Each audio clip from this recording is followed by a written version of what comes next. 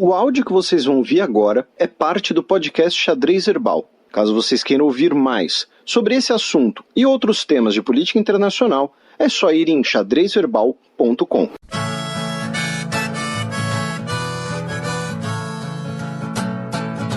Coluna aberta.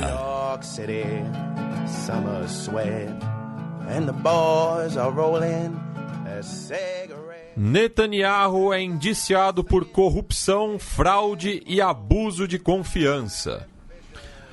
Pois é, essa é a principal notícia, junto com o fato, essa notícia da quinta-feira, dia 21, e na quarta-feira, dia 20, acabou o prazo que o Benny Gantz tinha para formar um governo, né, viável que assumisse a direção de Israel. Então, vamos aqui fazer só uma recapitulação do que tudo isso significa, que a gente já falou bastante sobre isso. Né? Mas, do lado do Netanyahu, ele foi indiciado por corrupção, recebimento de propina, fraude e quebra de confiança. Quebra de confiança, fazendo uma analogia com um sistema, porque no sistema parlamentarista, né, o que Israel chama de quebra de confiança, aqui no Brasil seria um presidente se acusado de abuso de poder, tá? Seria mais ou menos isso. É a primeira vez que um premier de Israel é indiciado estando no cargo, e o Netanyahu disse que não vai renunciar. Tá? Ele disse que são invenções, uma investigação parcial e corrupta. Tá? E qual é uma das origens da polêmica? Né? Não apenas o fato de você ter um premier indiciado no cargo, mas o fato de que em Israel, uma pessoa que é indiciada por crimes, ela não pode ser ministro de governo. Só que não tem nada proibindo de ser o primeiro-ministro. Então tem inclusive ali uma discussão que seria uma brecha jurídica. Né? Tem um caso famoso em Israel, que foi do Ariel Sharon, quando ele foi julgado pelo massacre Shatila, no Líbano, e foi declarado que ele não poderia ser ministro da Defesa. E ele cumpriu essa sanção. Só que um belo dia ele saiu para o primeiro-ministro e levou. Né? Então, a discussão é se o Netanyahu vai ter imunidade durante essa investigação, durante esse processo, e se ele deveria ou não renunciar. O Benny Gantz diz que hoje o Netanyahu precisa renunciar porque ele está usando o cargo dele para benefício próprio, para se safar dessas investigações. A nota do Azul e Branco, o partido do Benny Gantz, inclusive foi bastante dura nesse sentido. Tá? Dizendo que podemos esperar agora ataques contra Gaza para mudar o foco e tudo mais. Lembrando que quais são as investigações? A mais grave é que ele teria concedido benefícios à maior empresa de telecomunicações do país, no valor de até $500 milhão, 500 milhões, em troca de cobertura favorável de seu governo. Tá? Então, olha só, você fala bem do meu governo, em troca ganha uma licitação aqui, né, um contrato ali, alguma coisa assim. Em outro caso, ele é acusado de receber presentes de altos valores em troca de favores políticos, né, como champanhe, charutos. O Netanyahu disse que ele apenas recebeu presentes como sinal de amizade. Né? Não foi ali uma troca de favores. E, finalmente, ele teria feito uma mudança legislativa para beneficiar um editor de um jornal também em troca de cobertura favorável. Tá? Então, assim, são basicamente duas notícias em relação à cobertura favorável à imprensa e a outra, ele receber ali mimos e recebidinhos de pessoas ricas. Tá? Ele disse, repito, que tudo isso para ele é uma fraude, porém o fato é, agora ele está indiciado oficialmente. E isso vai certamente prejudicar a capacidade dele de articular um novo governo, eventualmente, ou até mesmo, talvez, de sair candidato. Passando pela questão de um novo governo, o que acontece agora? Qualquer parlamentar tem um prazo de 15 dias, tá, para conseguir uma maioria de assinaturas do parlamento e formar um governo, tá? Ou seja, qualquer parlamentar que chegar e falar, olha, eu tenho 61 parlamentares me apoiando, vira o novo primeiro-ministro. Isso, por um lado, é muito improvável, porque agora você precisa de uma maioria absoluta para formar um governo.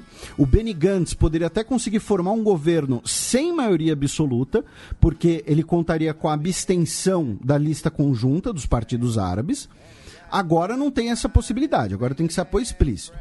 Por outro lado, com o indiciamento do Netanyahu, se algum parlamentar do Likud quiser se rebelar, digamos assim, Likud é o partido do Netanyahu, e falar, olha, vamos votar aqui, vamos assinar a lista do Benny Gantz independente do Netanyahu, é improvável, mas pode acontecer, tá? Dizendo, olha, o líder do nosso partido foi indiciado, ele não pode ser premier e a gente tem que evitar uma terceira eleição em um ano, certo?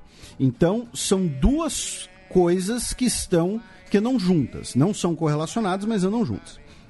E, além disso, num sinal ali, claro, de tentar intervir em favor do Netanyahu, o Mike Pompeo anunciou na segunda-feira, dia 18, que o governo dos Estados Unidos passaria a considerar legais os assentamentos israelenses na Cisjordânia. Tá? Lembrando que, oficialmente, é território do Estado palestino. E mesmo regiões que estão sob controle de Israel não são, do ponto de vista do direito internacional, posse de Israel. Isso foi uma mudança depois de 40 anos de política, tá? Do governo dos Estados Unidos não reconhecer esses assentamentos, tá? Então, você tem ali essa mudança numa política externa americana que sinaliza uma aproximação ainda maior com Israel e um possível fator de instabilidade. Por exemplo, a Jordânia, tá, o reino da Jordânia, disse que essa decisão é para legitimar uma anexação territorial ilegal por parte de Israel. Tá? A gente tem alguns programas em que a gente comenta bastante essa questão da fronteira em Israel, o programa da morte do Shimon Peres foi um deles, a gente tem um Fronteiras Invisíveis sobre a história de Israel, a gente tem um Fronteiras Invisíveis sobre a história da Palestina, tá? Então ficam aí algumas sugestões, certo?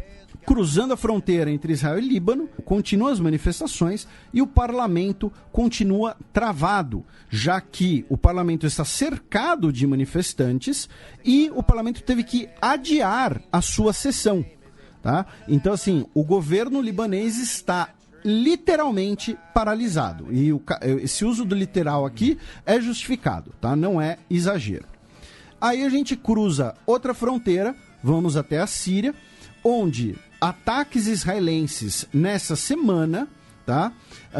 Deixaram pelo menos 23 mortos, especialmente no subúrbio de Damascus, tá?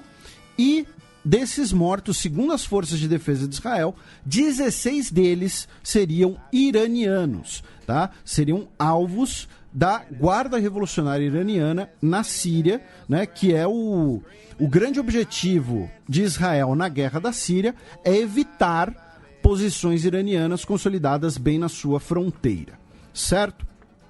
Falando em Irã, a gente cruza a fronteira para o Iraque. Semana passada a gente mencionou documentos do Intercept, publicados pelo Intercept, mostrando as relações, a profundidade das relações do Irã no Iraque.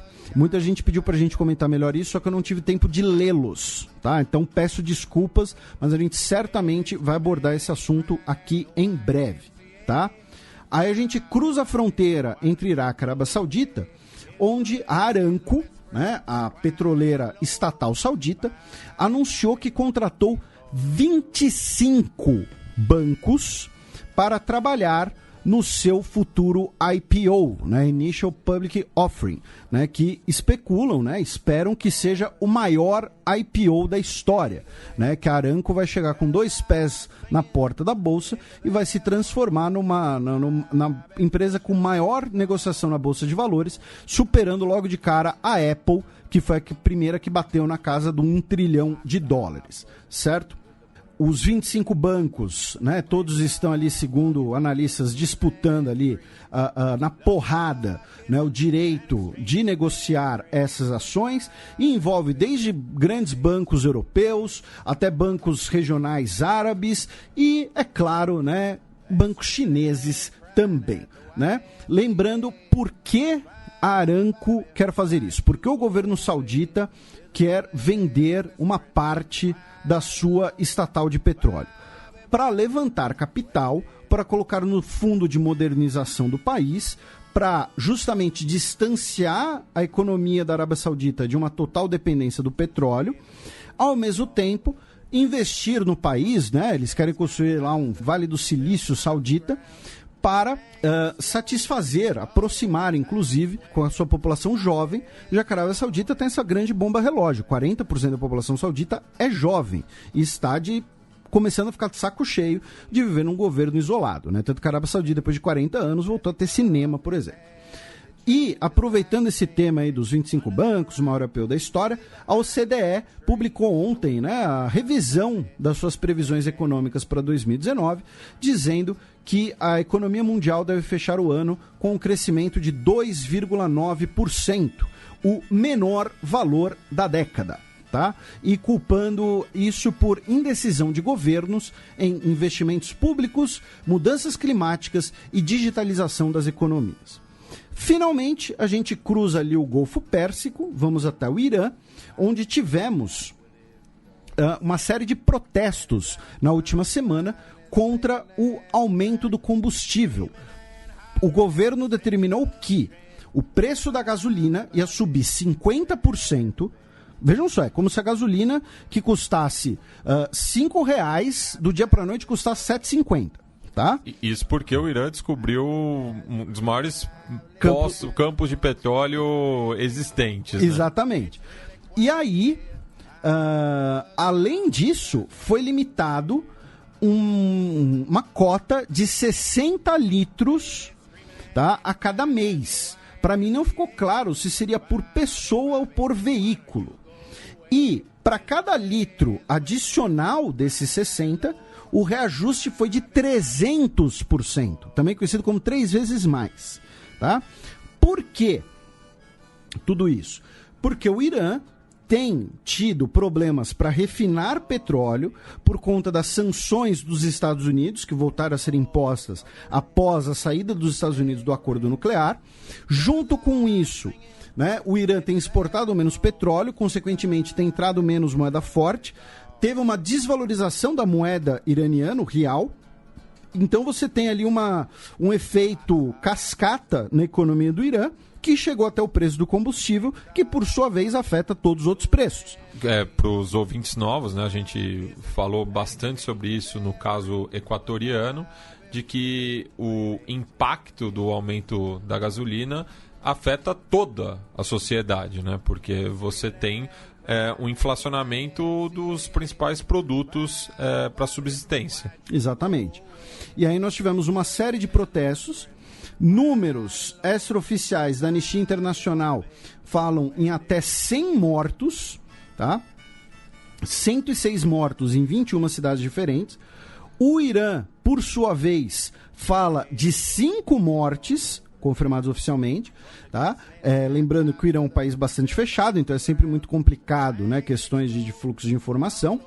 E, falando em país fechado, a internet foi bloqueada no país por vários dias, tá? A internet foi completamente bloqueada no país e, segundo a FMI, esse ano vai ter uma queda de 9% do PIB iraniano, ou seja, uma recessão muito grande, tá? O Ayatollah Ali Khamenei disse que entende os protestos, que defende a decisão do governo, pois ela é culpa dos Estados Unidos, ela é, na verdade, uma medida ali emergencial necessária, mas criticou os protestos que danificam, ateiam fogo e atacam os policiais que servem o povo iraniano. Tá? Então fica aí essa questão da gente não saber direito, né, o que aconteceu. Mas na quarta-feira o Hassan Rouhani declarou, digamos assim, que os protestos chegaram ao fim e que os protestos, na verdade, começaram por conta de bandidos ligados a Estados Unidos, Israel e Arábia Saudita, certo? Então, esse foi o nosso breve giro pelo Oriente Médio, com principalmente a questão do Netanyahu indiciado em Israel, que pode mudar oficialmente agora, pode mudar todo o jogo político eleitoral do país.